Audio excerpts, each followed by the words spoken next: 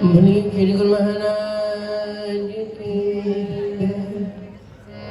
बोलो साचे दरबार की जय। बोलिए कटगड़वासी भगवान की जय। बोलो श्री स्वामी जी महाराज की जय।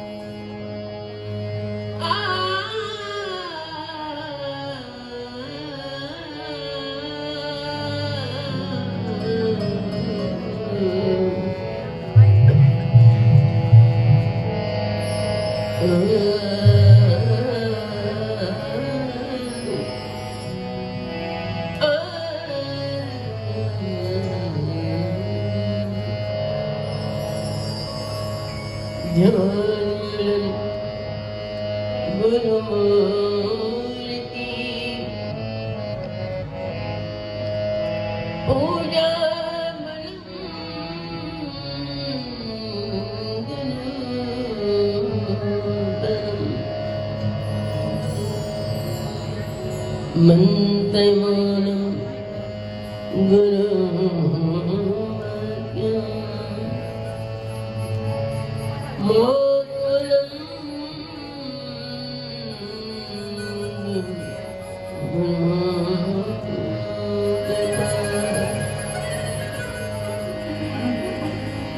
गुरुर्ब्रह्मा गुरु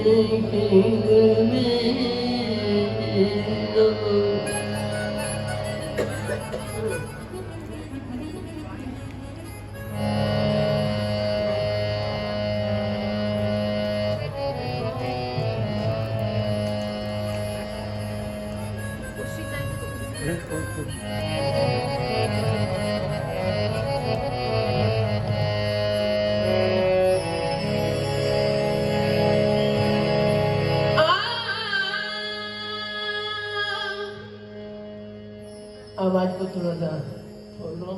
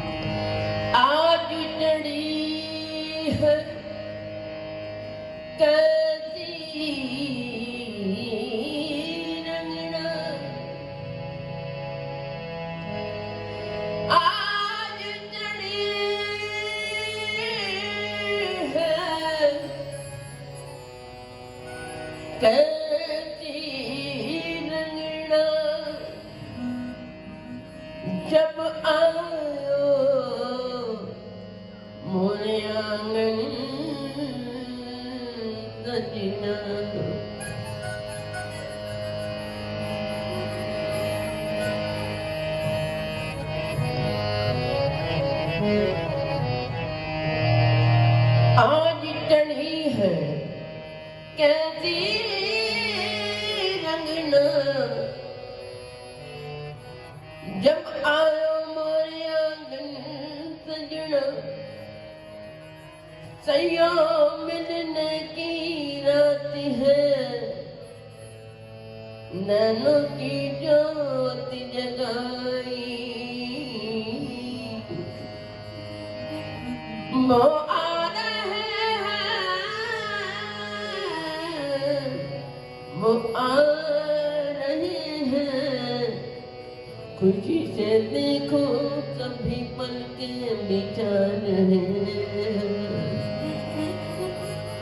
आ रहे हैं, कभी पलके बिछा रहे हैं। मुन्नी श्री गुरु महाराज की जय, गुरु साचे दरबार की जय, गणगणवासी भगवान की जय, बोले श्री स्वामी जी महाराज की जय।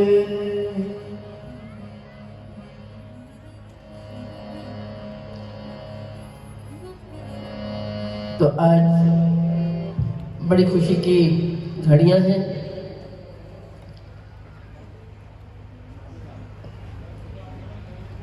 कि उस परवरदिगार परमात्मा की जो 5 भौतिक शरीर लेकर के इस संसार के अंदर अवतरित हुए, उनको देखने के लिए, उनका आनंद प्राप्त करने के लिए बड़े हर्षोल्लास के साथ आप सब यहाँ एकत्रित हुए हैं। तो जब महफिल सजाई जाती है उनके नाम की, तो वो खुद महफिल में आकर सम्मिलित हो जाते हैं। देखने वाली आंख जो है वो देख लेती है, और जिसके अंदर वो सोच, वो दर्द, वो गहराई नहीं होती, वो उस रूप से इधर उधर देखते ही वो तस्वर ओझल हो जाता है। इसलिए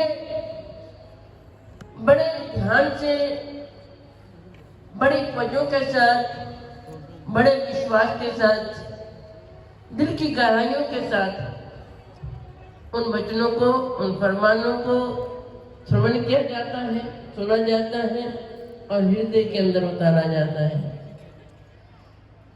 हृदय में उतारने की क्यों कहा जाता है? क्योंकि एक हृदय का आसन ऐसा है जहां पर वो खुद विराजमान होते हैं। इसलिए जब अपनी तवज्जो को जब आप दिल के गहराई में लेकर के जाओगे, तुम्हें हृदय के आसन पे उनका तस्वर दिखाई देगा। जब तक आप अपने दिल की गहराई के अंदर नहीं उतरते, तब तक आप उसे महसूस नहीं कर सकते, वो आनंद नहीं ले सकते। जिस आनंद को प्राप्त करने के लिए पंचभौतिक शरीर जो है वो मिलता है, इस संसार में आने का श्रेय मिलता है, इस रूह को, इस आत्मा को,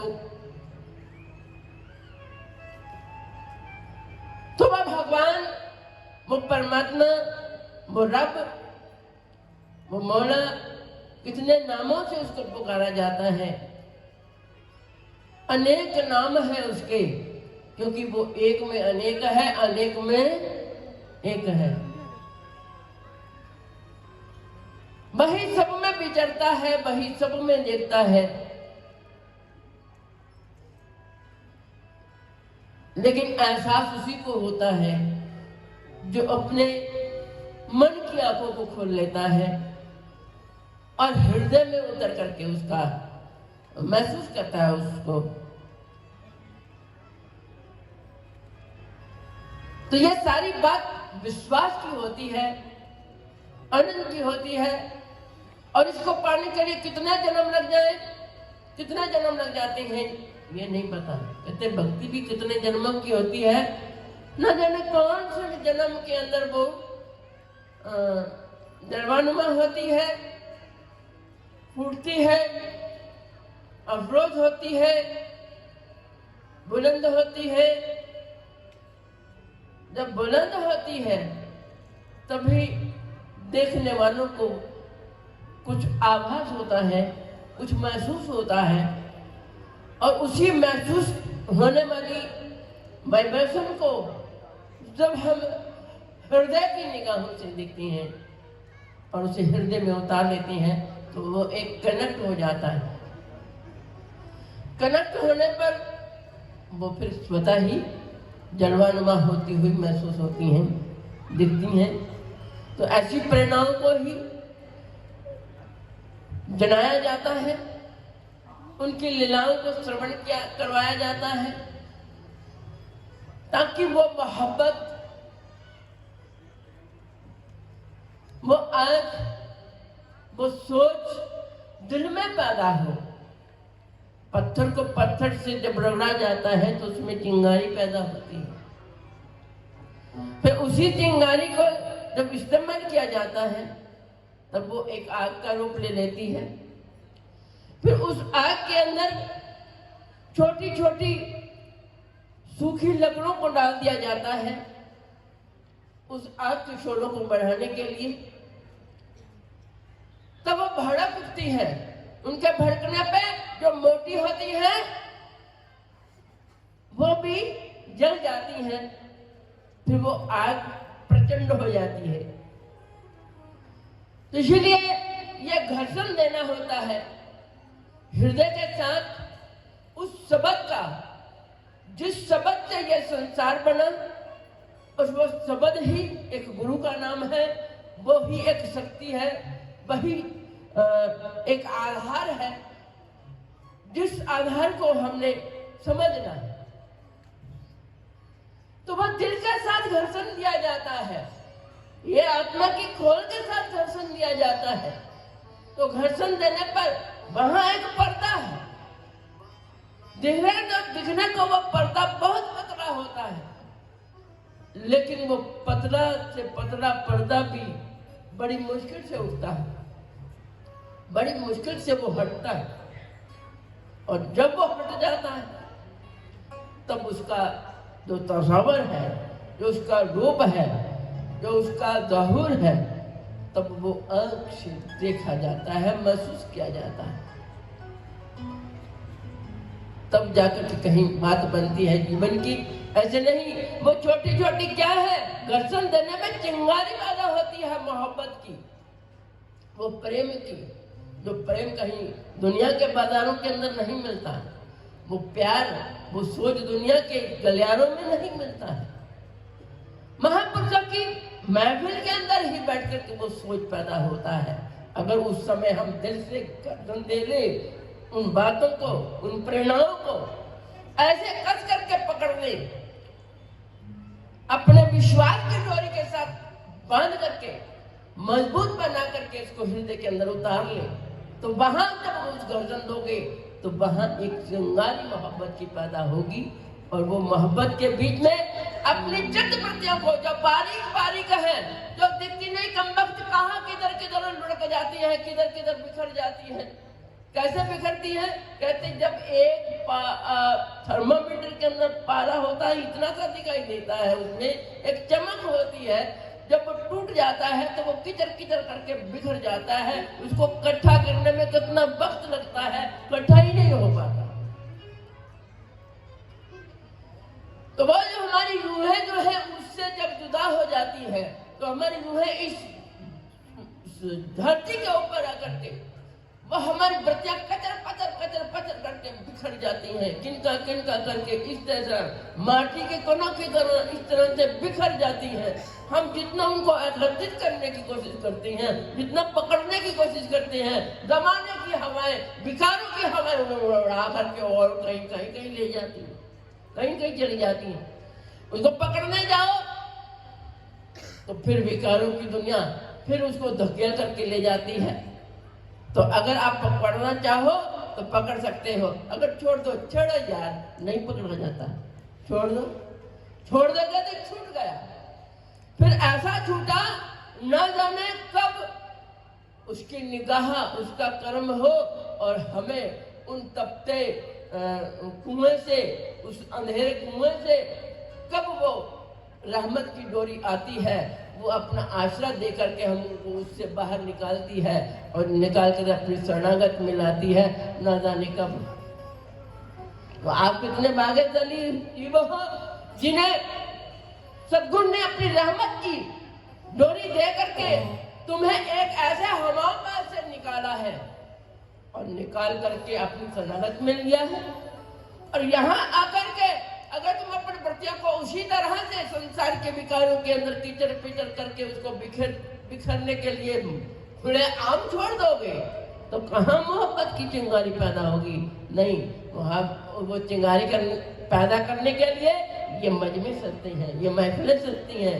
महापुरुषों के वचन जो है वो बौछारों की तरह तुम्हारे उस आंचल के अंदर बरसते हैं। तो उनको जब आप अपने हृदय पटल पर उसको उतार लेते हो तो उसके ऊपर जो मलिनता होती है अज्ञानता की, वो धीरे धीरे हटेगी।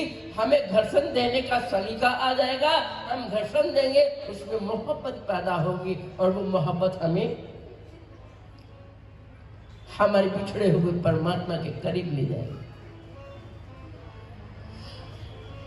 इसलिए ये सत्य है, ये भंडार है। नाम तो एक भंडार का दिया जाता है मन को खुश करने के लिए, लेकिन ये आत्मा की खुराकें होती हैं जो बड़ी खुशकिस्मती से मिलती हैं। तो जिन्होंने इस खुराक का पान कर लिया, अपनी रूह को इसका पान करा दिया, तुम्हारा मन भी खुश कर हो जाता है, तुम्हारी आत्मा भी खुश हो जाती है। दोनों तरह से तुम्हारा ये पल भी सुखद बन जाते हैं और आगामी तुम्हारे रास्ते जिंदगी के खुल जाते हैं कि तुम्हें दोबारा उस हवाबाज के अंदर जाकर उल्टा लटकना नहीं पड़ता, जहाँ से कभी न जाने कब रहमत की डोरी आएगी, हम ऊपर उठा करके ले आएगी। फिर हम निकल गए, उठ गए तो हमें उसमें नहीं जाना पड़ेगा, फिर दोबारा जाना नहीं पड़ता, हुक्म नहीं है उनका, कोई उनके इशारे के बगैर कोई भी उनको बाहर नहीं निकाल सकता। तो इसके लिए क्या करना पड़ता है?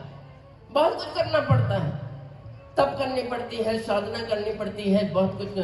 पहले उन्होंने साधना की, कैसे गुरु महाराज जी ने तप किया, कैसे साधना की, और साधना कर करके तप कर करके अपने जिस्म को जलाया। किनके लिए? जीवों के उद्धार के लिए। उन्हें 5 भौतिक शरीर धारण किया और फिर उसको तप के अंदर जलाया, जला करके हड्डियों को भी उस मोहब्बत की अग्नि के अंदर सुकोड़ दिया, ऐसे सुखा दिया कि उनका कदम उठाना भी बड़ा मुश्किल हो गया था। जानते हैं, सुना भी है आपने, महापुरुषों की जुबान से भी सुना है, लीलाओं का श्रवण किया, और आप जानते हैं इसको कैसे कैसे सुखाया। बाजी कहते आगरा के अंदर तप किया था, सूख गया था, बिल्कुल भी शरीर सूख गया था उनको। और अपने गुरुदेव भगवान के पास भी जब गए तो ये नहीं कि उनकी परीक्षाएं नहीं हुई, उनकी भी परीक्षा हुई, उन्होंने परीक्षा दी, लेकिन पीछे नहीं हटे। तो वो प्रभु की मौज होती है, वो अपनी मौज में ना जाने किसको किस मुकाम पर पहुंचाना चाहते हैं। सारी जिम्मेदारी उनको बख्शिश करी गुरु महाराज को, और उनके शरीर से तप भी करवाया और उनकी परीक्षाएं भी ली। आज किसी को परीक्षा ले, क्योंकि कलयुग है ना, ये कलयुग में कोई परीक्षा नहीं दे सकता, इसलिए ये कलयुग जीवों को उन्होंने अपने शरण में ले लिया है। परीक्षा कहाँ कोई देख सकता है? किसी को यहाँ बैठा दो, थोड़ी देर का, अरे भैया बहुत भीड़, थोड़ी देर थम जाओ, थोड़ा सा रास्ता बन जाएगा, आपको आगे कर देंगे। लेकिन किसी के अंदर वो बर्दाश्त शक्ति नहीं है। कहते एक जीव गया धर्मगुरु के पास, कहने लगा मैं ना परमात्मा को देखना चाहता हूँ, इन आंखों से उसको देखना चाहता हूँ कि उसका रूप क्या है। कहने लगे, अरे भाई मैं भी तो उसके रूप को कितने तप कर चुका हूँ, कितनी साधना में लगा हुआ हूँ, लेकिन उसके वो रूप मुझको अभी तक वो दिखा नहीं है, और तू पल भर में कह रहा है मैं उसके रूप को देखना चाहता हूँ। कहता तो अच्छा तू देखता है, आजा, एक फकीर आया फला जगह पर, वो उसके पास चला जा, वो आपको आपके मन की मुराद जो तेरे भाव होंगे वो शायद तुम्हारी भाव को समझ लें और तुम्हारे भाव को पूर्ण कर दें। तू उसके पास जा, ये मैं भी ये साधना में लगा हुआ हूँ, और मुझे अभी तक उनका वो रूप नहीं नजर आया जिस रूप की तू बात कर रहा है। उसके पास जा, शायद कोई रास्ता मिल जाए तुम्हें। और वो भेज दिया वहाँ, वो उनके पास गया। तो जैसे वो गया, जो सेवादार खड़े थे उनके पास, कहते ये शख्स आया है, इसको बाहर निकाल दो। तो बाहर निकाल दिया, लेकिन उसके भाव थे कि मैं उनके पास जाना है, मैं देखना है। वो कहते कहाँ से आए हो? कहते मैंने मिलना है, मैं जान प्रभु को मिलना चाहता हूँ, इसलिए मैं इनके पास आया हूँ वो रात जानने के लिए। तो उन्होंने इशारा दिया कि इसको बाहर निकाल दो, बाहर बैठा दो। उसको बाहर बैठा दिया। दूसरे दिन बहुत बड़ा महफिल लगी, प्रवचन उनके हुए, और वो आया, और फिर वो अंदर जब आने लगा, उन्होंने कहा इसको अंदर नहीं आने देना, इसको बाहर ही बैठा दो। तो बाहर बैठा दिया, वो बैठा रहा, प्रवचन चलते रहे। और सेवादारों से पूछा, और फला भक्त वहां बैठा हुआ है ना? तो हाँ महाराज बैठा है। ठीक हो गया, भोग डरा तो वो अपने चला गया, क्योंकि उसके बाद वो उनका नियम था कि उनके बाद कोई उनको मिलता नहीं। फिर अगले दिन जब टाइम हुआ प्रवचन का, फिर वो आया वहां पर। सभी लोग वहां पर खचाखच भरे हुए थे, वो वहां बैठे, वो वहां बाहर बैठ गया, क्योंकि उसको कल बाहर बैठा दिया था, तो वो वहीं पे बैठ गया। तो थोड़े समय के बाद उन्होंने क्या कहा, कहते देखिए वो जो कल वाला भगत था वो बाहर बैठा हुआ है। देख कर क्या है, हाँ महाराज जी बैठा हुआ है। कहता उसके आगे ना ये पर्दा कर दो, कनाट का पर्दा करके उसको पीछे करके पर्दा करो, तो वो देखे ना। पर्दा कर दिया, वो बैठा रहा। प्रवचन सब समाप्त हुआ। अगले दिन फिर महफिल लगी, प्रवचन चले। फिर उन्होंने इशारा किया कि देखो वो भगत आज आया। तो देख के भगत ने कहा, हाँ हाँ महाराज जो बैठा है। कहा वो पर्दे के पीछे जहाँ आपने वहां बैठाया था वहीं बैठा है।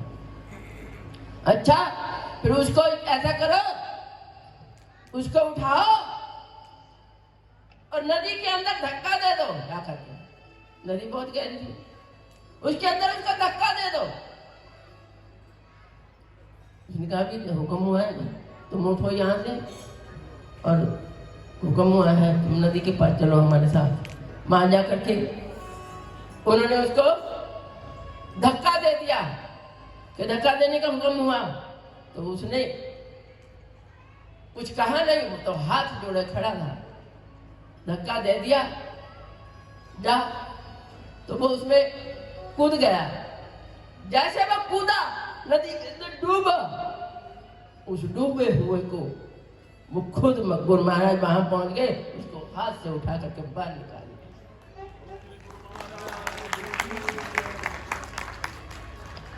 उठा करके अपने हृदय से लगा लिया। कहते बच्चू, तुम मेरी परीक्षा में पास हो गया है, तुमने थोड़ी सी भी होंठ को नहीं हिलाया, तो मेरी परीक्षा में पास हो गया है। देख, जब तुम बीच में डूबा था तो मैं तुझे एक मनुष्य रूप में दिखा था, लेकिन जब बीच में ऊपर उठाया तो क्या देखा? एक विराट रूप भगवान का उसके सामने आ गया था। कि मैं वही देखने वाली नजर चाहिए, तो उसको वह नजर प्रदान हो गई। जिसने सर्व सब उनके हर सांस को उनके कुर्बान कर दिया, अपनी हर चित्तवृत्ति को उनके नाम के अंदर जोड़ रखा था, श्वास श्वास उसके नाम में, उसके ध्यान में लगा दिया था। लगाने के बाद क्या दिखा? उसको वो रूप मिल गया, वो दर्शन हुआ जिसकी उसे चाहत थी, तो थोड़े दिनों में मिल गया। ये होता समर्पण, विश्वास की गहरी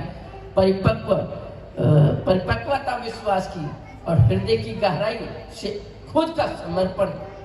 जब जीव का खुद का समर्पण हो जाता है तो वो दूर नहीं है, वो हमारे पास ही है, हमारे सामने ही है, देखने वाली नजर।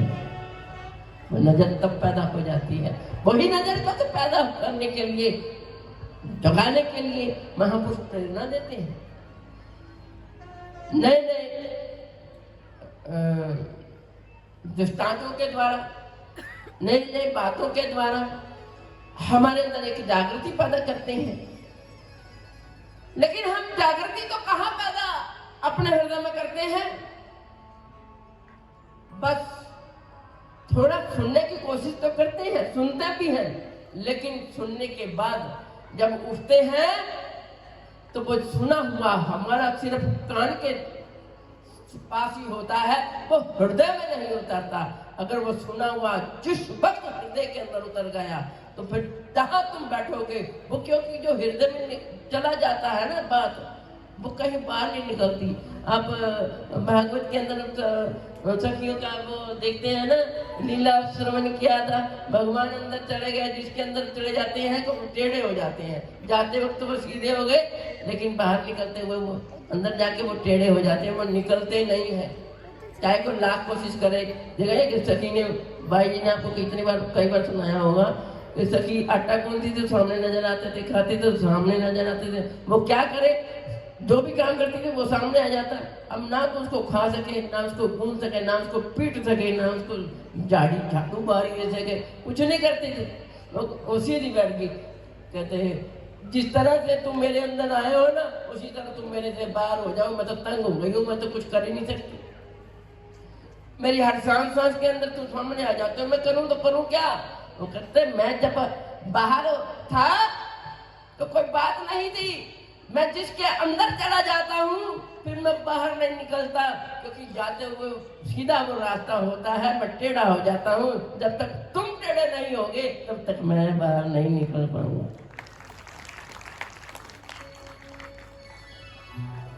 तो भगवान वो सीधा रास्ता है, या हलक से उतरता सीधा, क्योंकि अंदर जाकर के आप देखते हो हार्ट की शक्ल कैसी होती है, कोई खून इधर से, कोई उधर से, कोई उधर से, उधर कैसे खोल होता है, और उसको उस खोल के अंदर एक और रूप होता है, वो उसके अंदर जाकर के छिपन हो जाती है, बैठ जाती हैं, कहाँ निकलेंगे? बंदा समर्पित हो जाएगा, खुद जीते कि मर जाएगा तो वो सामने आ जाएंगे, नहीं निकलते। इसलिए उनको समझना वो कहीं और नहीं है, वो तो तुम में मौजूद है। जरा देखने वाली नजर को आप अपने पलकों को उठाना सीख लो, वो सलीका सीख लो कि उन पलकों को कैसे हमने उठाना है, कैसे हमने उसको देखना है। तो वो देखने की तकनीकें गुरु महाराज अपनी सड़क में लगा के सिखाते हैं। हर लहजा के अंदर, हर रूप के अंदर वो प्रेरणा स्रोत बनते हैं। लेकिन हम तो किस्से कहानियां ही उनको समझ लेते हैं और हंस खेल करके चले जाते हैं। वही हमारा परिवार होता है, वही हमारा शरीर होता है, वही हमारी चित्तवृत्तियां होती हैं, हम उसी के अंदर ही डूबे रहते हैं और बिखरते रहते हैं। तो ऐसा नहीं है, आप इन प्रेरणाओं को अपने हृदय के अंदर उतार करके ले जाएं और अंदर बैठ करके इत्मीनान से शांत होकर के उनके साथ अपने विचार को जोड़िएगा, फिर उनको समझिएगा, उनको दिल की गहराई के अंदर उतारिएगा, तब जा करके आपका एहसास जागृत होगा और आपको जिंदगी जीने का सलीका मिल जाएगा, हुनर आ जाएगा आपके अंदर प्रभु के रूप को देखने का। तो जब आप उसको देखोगे आपका जीवन खुशहाल हो जाएगा और आनंदमय हो जाएगा। तो यही एक आनंद स्रोत है, यही आनंद स्वरूप है, जिसके शरणागत होकर के हम उस आनंद रूप प्रभु का दरबार कर सकते हैं। तो आइए, प्रभु ने अपने शरणागत में लिया है। कहते चल रे, क्या कहा?